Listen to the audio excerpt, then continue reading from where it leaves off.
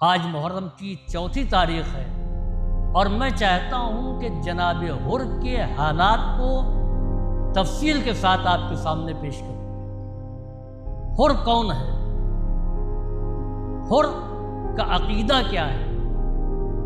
حر کا عمل کیسا ہے؟ 2 چیزیں ہیں جو انسان کو معتبر بناتی ہیں، ایک ہے عقیدہ اور ایک ہے عمل۔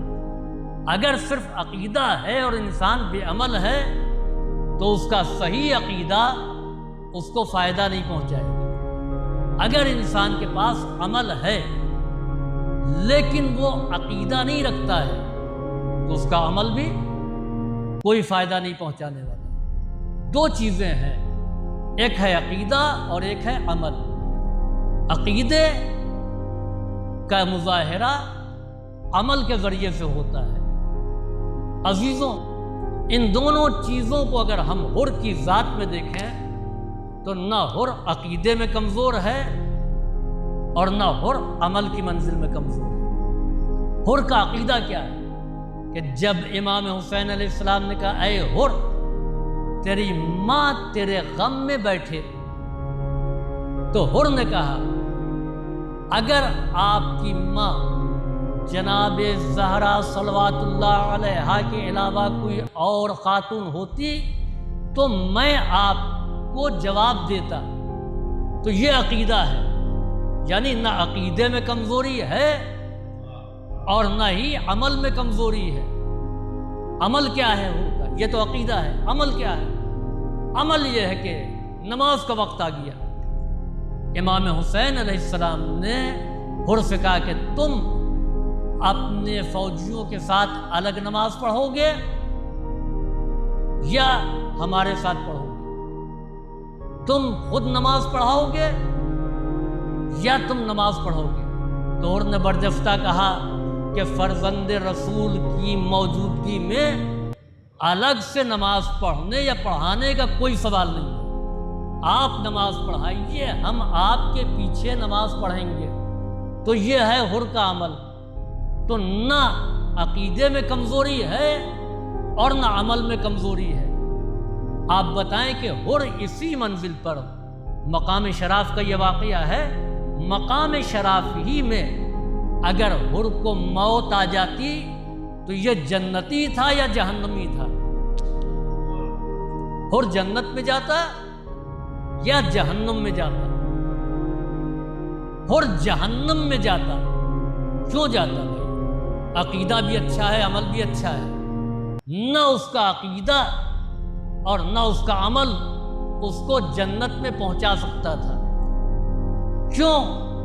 اس لیے کہ امام کو تو مانتا تھا لیکن ساتھ ساتھ یزید کو بھی مان رہا تھا، ابن زیاد کی بھی اطاعت کر رہا تھا۔ تو اس کے معنی یہ ہے کہ باطل کی پیروی کے ساتھ ساتھ حق کا اعتراف کام نہیں آنے والا ہے، نہ عقیدہ کام آنے والا ہے نہ عمل کام آنے والا ہے۔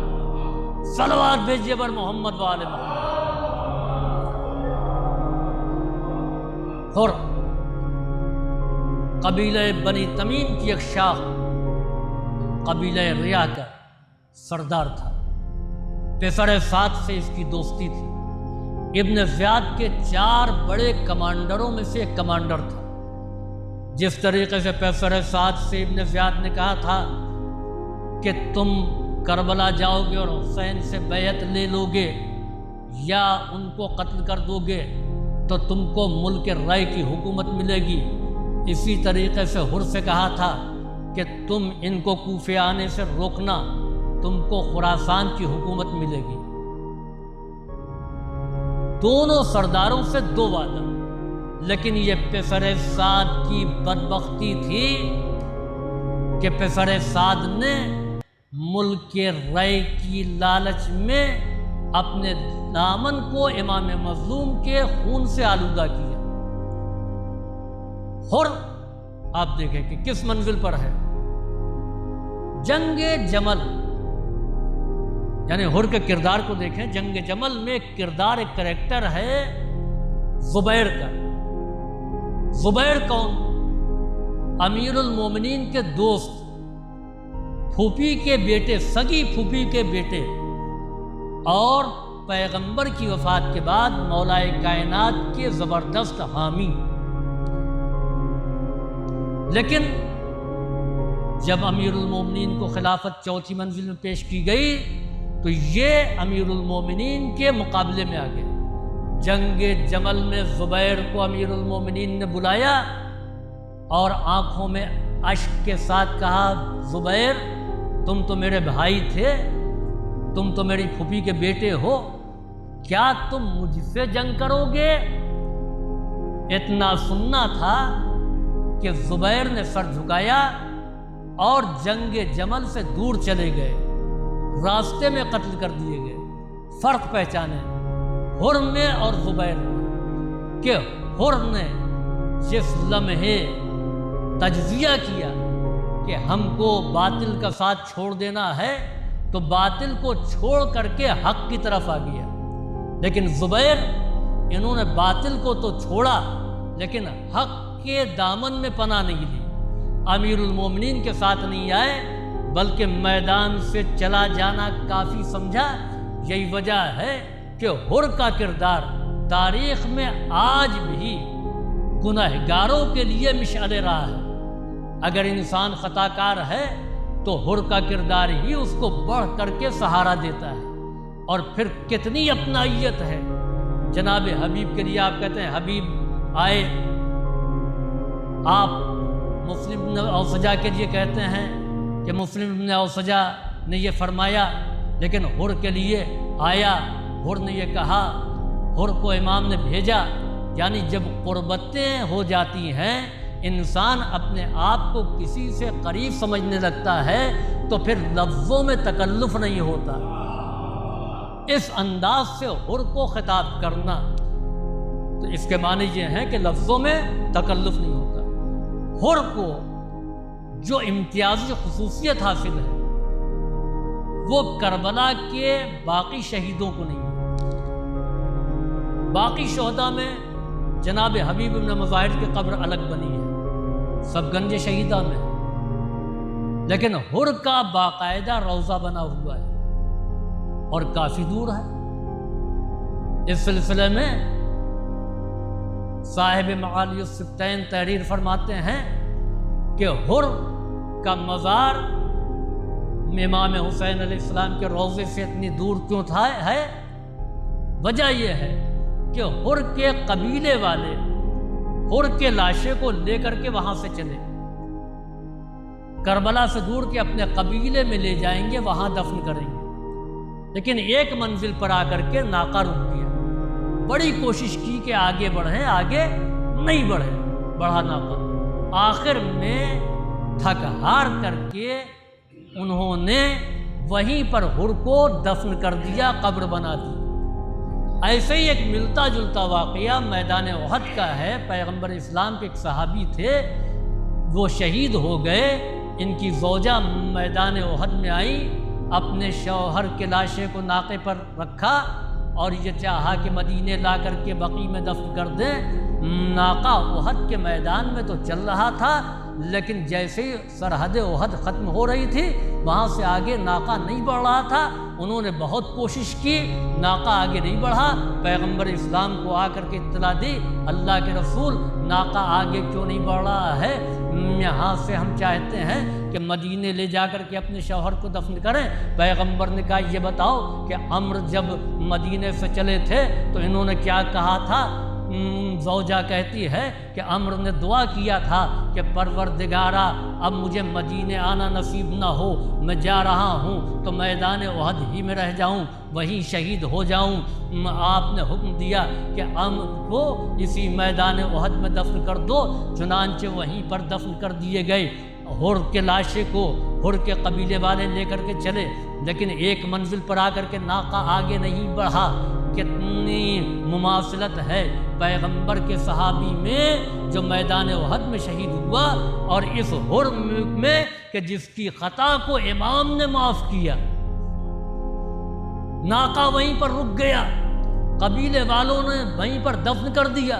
جب امام زین العابدین سے پوچھا گیا کہ حر کے ساتھ ایسا کیوں ہوا تو امام نے فرمایا قبیلہ بنی اسد سے میرے بابا نے جتنی زمین خریدی تھی اس کی آخری سرحد وہی ہے جہاں پر حر کو دفن کیا گیا ہے۔ اس کے معنی یہ ہیں کہ حر یہ اعلان کر رہا ہے کہ جب ہم آقا کی پناہ میں آ گئے ہیں تو اب ہم کہیں اور نہیں جائیں گے، اسی زمین پر دفن ہوں گے جو امام کی ملکیت ہے۔ صلوات بھیجیے بر محمد و آل محمد۔ یہ ہے حر کا امتیاز۔ چنانچہ شاہ اسماعیل، بہت سے لوگ حر کو واقعہ کربلا کا ذمہ دار سمجھتے ہیں کہ حر واقعہ کربلا کا ذمہ دار ہے، اگر یہ نہ لے کر کے آتا تو امام کہیں نکل جاتے، یہ واقعہ درپیش نہیں ہوتا۔ بہت سے لوگ سوء ظن کا شکار تھے۔ چنانچہ شاہ اسماعیل کربلا آ رہا تھا، راستے میں اس کو حر کی قبر ملی۔ اس نے کہا کہ حر کا کیا حال ہے، ذرا قبر کو کھولا جائے۔ قبر کھولی گئی، حر معلوم یہ ہوتا ہے کہ ابھی کسی نے دفن کیا ہے، لہو تازہ لگا ہوا ہے۔ چنانچہ شاہ اسماعیل نے حر کی پیشانی پر رومال کو دیکھا، وہ جانتا تھا کہ یہ رومال امام حسین نے اپنے ہاتھوں سے باندھا ہے اور جناب سیدہ کا رومال ہے۔ چنانچہ اس نے کہا یہ رومال ہم تبرک کے طور پر رکھ لیتے ہیں۔ جیسے ہی رومال کھولا، پیشانی سے لہو کا فوارہ جاری ہوا، لاکھ کوشش کی کسی ترکیب سے خون رک جائے مگر خون نہیں رکا، قبر خون سے بھر گئی۔ گھبرا کر کے شاہ اسماعیل نے وہی رومال باندھا، خون رک گیا۔ اس کے معنی یہ ہیں کہ حر کی پیشانی کا تاج تھا رومال زہرا۔ امام نے جو افتخار حر کو بخشا، کسی شہید کو جناب زہرا کا رومال عطا نہیں کیا، کیونکہ حر کے اندر احساس ندامت، احساس خطا تھی۔ لہٰذا امام نے چاہا کہ ہم حر کو اس انداز میں معاف کریں کہ حر کے پاس جناب زہرا کا تحفہ تا قیام قیامت رہے، اور جب حر محشور ہو تو جناب فاطمہ زہرا کے تحفے کے ساتھ میدان محشر میں آئے۔ صلوات بھیجیے بر محمد والے۔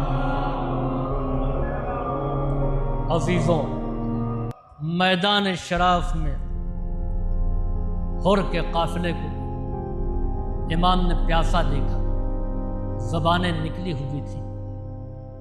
امام نے حکم دیا کہ ان پیاسوں کو سیراب کیا جائے۔ مقابلہ بہت آسان تھا، پیاسے لشکر پر قابو پایا جا سکتا تھا، لیکن امام حسین نے حکم دیا کہ ان کو سیراب کیا جائے، اور لشکر کو ہی سیراب کرنے کا حکم نہیں دیا، بلکہ کہا کہ گھوڑے ہیں ان کو بھی پانی پلایا جائے۔ عزیزوں، ذرا سوچیں کہ 1000 انسانوں کو پانی پلانا ہے تو کتنے پانی کی ضرورت ہے، اور پھر 1000 انسان نہیں، ساتھ ساتھ 1000 گھوڑے جن کی زبانیں باہر نکلی ہوئی تھی۔ یہ تو 1000 گھوڑے سپاہیوں کی سواری کے لیے تھے، اس کے علاوہ اونٹ تھے جن پر سامان خرد و نوش تھا، جس پر خیمے تھے، ان کے بستر تھے، تو 500-600 اونٹ، تو 1000 سوار اور 1000 گھوڑے، 500 اونٹ، ان کو سیراب کرنا تھا۔ سیراب کرنے والوں کی تعداد کم، سیراب ہونے والوں کی تعداد زیادہ۔ تو اس کے معنی یہ ہیں کہ جتنے لوگ امام کے ساتھ تھے سب نے پانی پلایا، بڑوں نے بھی پانی پلایا اور بچوں نے بھی پانی پلایا۔ ہم دیکھتے ہیں ہمارے یہاں جب کوئی پروگرام ہوتا ہے تو چھوٹے چھوٹے بچے پانی کا جام لے کر کے کھڑے ہو جاتے ہیں، وہ پانی پلاتے ہیں۔ تو کیا اطفال حسینی نے پانی نہیں پلایا ہوگا؟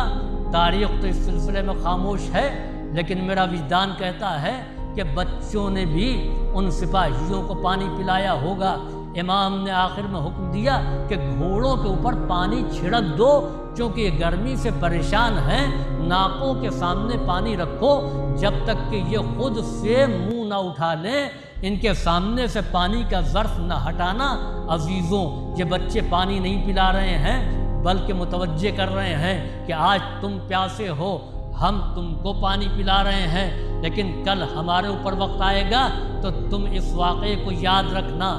چنانچہ جب شب عاشور آئی، کمانڈروں کی میٹنگ ہوئی، ہر نے پوچھا کہ کیا فرزند رسول سے صلح کا کوئی امکان نہیں ہے، کوئی ایسی تدبیر نہیں ہے کہ جنگ ٹل جائے؟ پسر سعد نے کہا کہ نہیں، کوئی ایسی تدبیر نہیں ہے، ابن زیاد کا سخت حکم ہے، کل جنگ ضرور ہوگی، حسین کو شہید کر دیا جائے گا، اصحاب حسینی کو قتل کر دیا جائے گا۔ اب ہر وہاں سے جو اٹھا ہے تو تاریخ کہتی ہے کہ ساری رات بے چین رہا، اس لیے کہ امام حسین کے خیمے سے صدائے الاتش بلند ہو رہی تھی، بچے ہائے پیاس کی صدا بلند کر رہے تھے، یہ ضمیر کو جھنجھوڑ رہے تھے کہ ہم نے تم کو پانی پلایا ہے، آج ہم 3 دن سے پیاسے ہیں۔ چنانچہ ہر نے صبح فیصلہ کیا، ہر اگر پسر سعد کے لشکر میں رہ جاتا تو اس سے خراسان کی حکومت کا وعدہ کیا گیا تھا، خراسان کی حکومت پر ٹھوکر مارا۔ تاریخ میں 2 کردار ہے، پسر سعد جس نے اپنے منصب کو بچانے کے لیے امام حسین علیہ السلام کو قتل کرنا گوارا کر لیا، اور وہ ہے کہ جس نے منصب کو ٹھوکر مارا اور امام کی پناہ میں آ گیا، نار سے نور کی جانب آ گیا۔ چنانچہ ہر امام حسین علیہ السلام کے لشکر کی جانب روانہ ہوا تو تنہا نہیں چلا، ہر کے ساتھ ہر کا بیٹا ہے، ہر کے ساتھ ہر کا بھائی ہے، ہر کے ساتھ ہر کا غلام ہے۔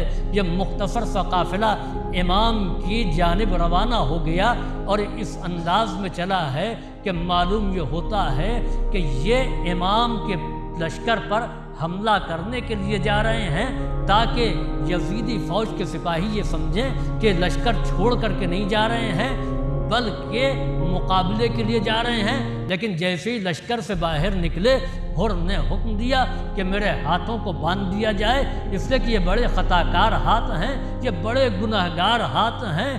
پھر اس کے بعد ہر نے اپنی سپر کو الٹی کر کے اپنے سامنے کرنے کا حکم دیا۔ یہ سپر کو الٹی کرنا عرب میں اس بات کی علامت تھی کہ آنے والا جنگ کے لیے نہیں آ رہا ہے، پیغام امن لے کر کے آ رہا ہے۔ اس انداز میں امام حسین نے ہر کو آتے ہوئے دیکھا تو جناب عباس کو حکم دیا، عباس استقبال کے لیے جاؤ۔ ہر کے بیٹے نے تکبیر کہی، ہر نے کہا بیٹا تم نے تکبیر کیوں کہا؟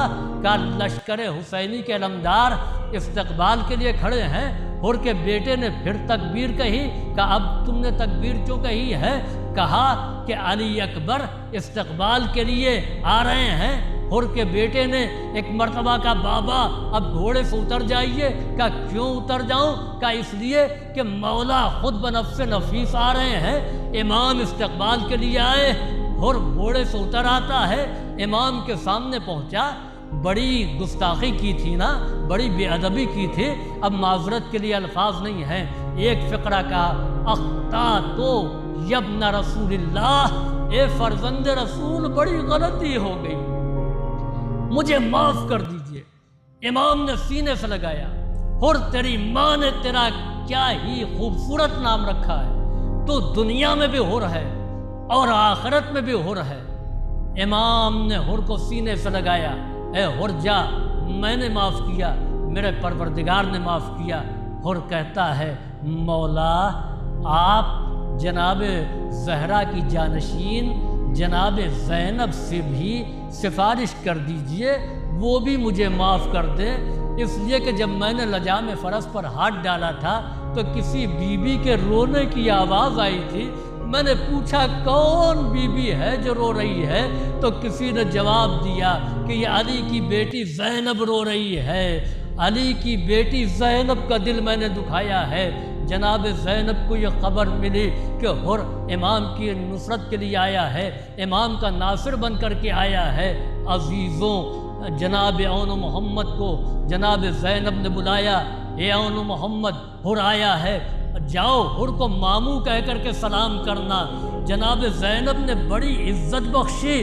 جیسے ہی ہر نے یہ سنا اپنے رخسارے پر تماچے لگائے، یہ وقت آ گیا ہے کہ ثانی زہرا مجھے سلام کہلائے۔ اے ہر اس سے برا وقت آنے والا ہے کہ جب زینب کو کوئی سلام کرنے والا نہ ہوگا۔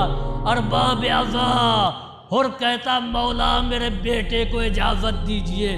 ہر کا جوان بیٹا علی ابن ہر میدان کربلا میں گیا، زخمی ہوا، زمین پر آیا، آواز دی سلام آخر قبول ہو۔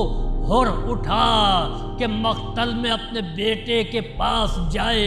امام حسین نے جناب عباس سے فرمایا، اے عباس ہر کو سہارا دو، ہر کو روک لو، اور ہر سے کہا، اے ہر تم یہیں بیٹھو، میں تمہارے بیٹے کے پاس جاتا ہوں، دیکھتا ہوں کیا ہوا ہے۔ ہر نے کہا آقا مجھے جانے دیجئے، میرے بیٹے کا آخری وقت ہے۔ امام نے فرمایا، اے ہر بوڑھے باپ جوان بیٹوں کے لاشے پر نہیں جایا کرتے۔ میں کہوں گا مولا آپ نے ہر کو تو روک دیا، لیکن جس وقت علی اکبر آواز دیں گے تو اس وقت کون ہوگا کہ جو آپ کو روکے گا، جو آپ کو منع کرے گا؟ مولا آپ کہہ رہے ہیں کہ جوان بیٹے کا لاشا بوڑھے باپ نہیں اٹھایا کرتے ہیں، تو علی اکبر بھی کڑی الجوان ہے، آپ بھی ضعیف ہیں۔ جزاکم ربکم ارباب عزا۔ اس کے بعد ہر مقتل میں آیا، مجھے تفصیل شہادت کی نہیں پڑھنا ہے۔ ہر نے آواز دی مولا سلام آخر قبول ہو۔ امام ہر کے سرہانے آئے، ہر کے سر کو اپنے زانوں پر رکھا، عزت و توقیر عطا کیا کہ ہر جب ہم میں شامل ہو گیا ہے تو اس کا سر ہمارے زانوں پر ہے۔ ارباب عزا جناب زہرا کا رومال ہر کے پیشانی پر باندھا۔ میں کہوں گا اے ہر تو بڑا خوش نصیب ہے کہ امام کا زانو تجھے مل گیا، لیکن وقت عصر حسین سجدہ خالق میں ہوں گے، کوئی امام کے قریب نہ ہوگا، شمر کا خنجر چل رہا ہوگا، ماں فریاد کر رہی ہوگی۔